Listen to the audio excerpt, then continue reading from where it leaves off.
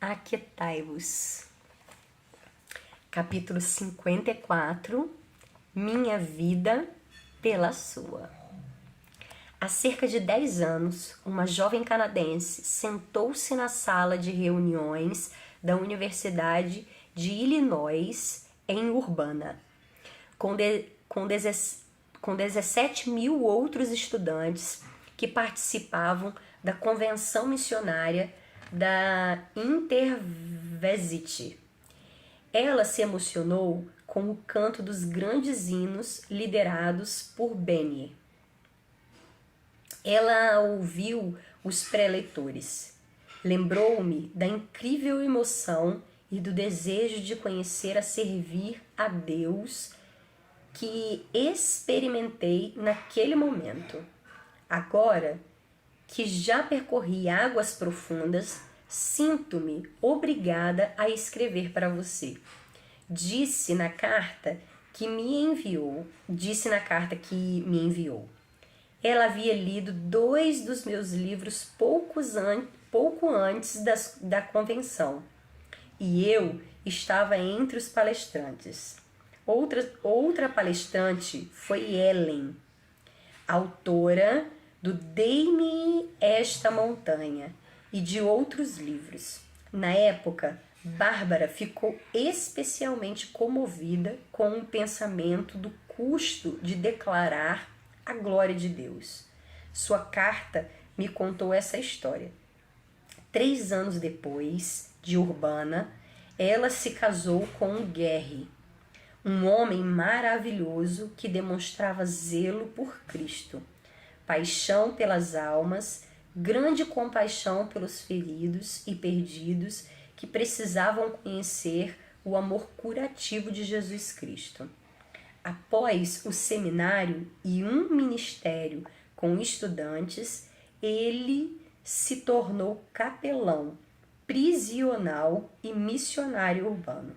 Então, casou-se com Bárbara e, juntos, trabalharam em Saint John, New Brunswick, com população jovem que vivia nas ruas, ex-detentos e usuários de cola.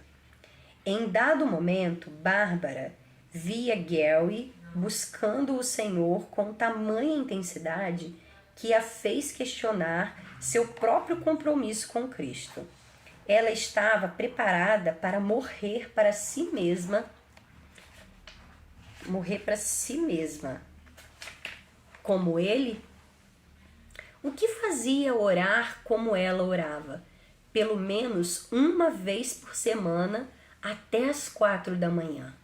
Seu próprio amor pelo Senhor era tão profundo quanto o dele, ou talvez fosse ofuscado por seu amor pelo seu marido. Gary tinha um sobrinho chamado Gary, um rapaz quieto, com uma natureza artística e detentor de talentos que haviam sido sufocados em sua infância, o que o deixara bastante inseguro e indisciplinado. Ele não conseguia manter-se em um emprego e se envolveu em problemas com a lei.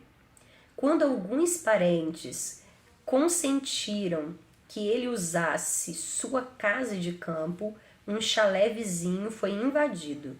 O proprietário ligou para Gary para dizer que sua arma havia sido levada.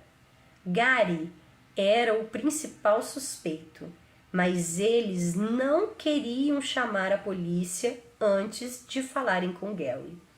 Gary estava apavorado, mas sabia o que tinha de fazer no dia seguinte: depositar toda a sua confiança em Deus, ir até a casa de campo e tentar convencer o sobrinho a se entregar. Ele e Bárbara foram para a cama.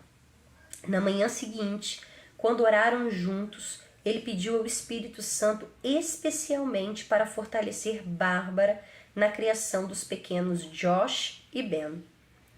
Ela deveria ir junto para ver Gary. Ela se sentiu aliviada ao ouvir a resposta não. Se algo acontecesse com ele, as crianças precisariam de mim. Esse foi o pensamento que veio à mente dela. Gary disse adeus. Bárbara jejuou, orou, cuidou dos meninos, trabalhou no jardim, esperou. E esperou ao longo de todo o dia. Ele não apareceu. Bem, Gary sempre se atrasava para tudo. Sem dúvida, eles estavam em uma conversa profunda. Ele tinha tentado tantas vezes ajudar Gary. Senhor, ajude-o agora. Enfim, o barulho de um carro. Então, Bárbara ansiosamente ergueu os olhos por trás dos arbustos. Era a Real Polícia Montana canadense. Ela congelou, depois caiu no chão chorando. Gary estava morto, mas olhando para os rostos confusos de seus filhos de 4 e 2 anos, ela se recompôs, pegou suas pequenas mãos e disse a eles que papai estava com Jesus e que não o veriam novamente por muito tempo. Daquele momento em diante, tive a sensação de ser carregada por todo o evento como se fosse um sonho. Deus me cercou com sua presença e o sentimento dominante de que estava tudo bem. Eu sabia que ele estava no comando. O assassinato foi um ato deliberado. Gary está cumprindo prisão perpétua em uma penitenciária com outras pessoas que foram levadas a Cristo através do testemunho de Gary. Eles amavam Gary, mas por amor ao Senhor perdoaram seus assassinos. Várias vidas foram mudadas como um resultado de seu testemunho. Mas apesar das coisas boas que vieram de sua morte, há sempre a pergunta: por quê? Escreve Bárbara. Como você diz, devemos deixar Deus ser Deus. É difícil explicar, no entanto, a um menininho de 3 anos abatido quando ele lamenta: eu estou com saudade do papai. Uma das minhas maiores bênçãos e confortos veio com uma surpresa cerca de 6 semanas após a morte do meu marido. Quando descobri que estava grávida de um bebê concebido na véspera de sua partida. E, como o Senhor faz tudo em seu tempo perfeito, fui presenteada com uma linda criança no domingo de Páscoa. A garota pela qual eu orava.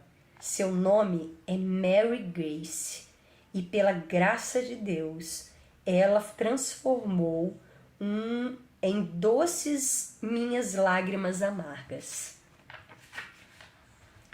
As pessoas dizem que sou corajosa, mas não vejo qualquer grande bravura em passar por experiências difíceis na vida. Deus é quem nos fortalece no momento para as coisas que devemos enfrentar. Meu maior medo era perder Gary, mas quando chegou a hora, Deus me tomou como um grande pássaro e me carregou em asas de águias acima da tempestade. Então, essa é a minha história. Eu queria compartilhar isso com você.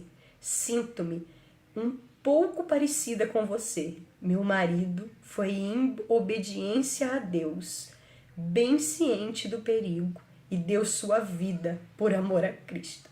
Minha tarefa é seguir esse exemplo e incutir em meus filhos os valores que Gary e eu compartilhamos.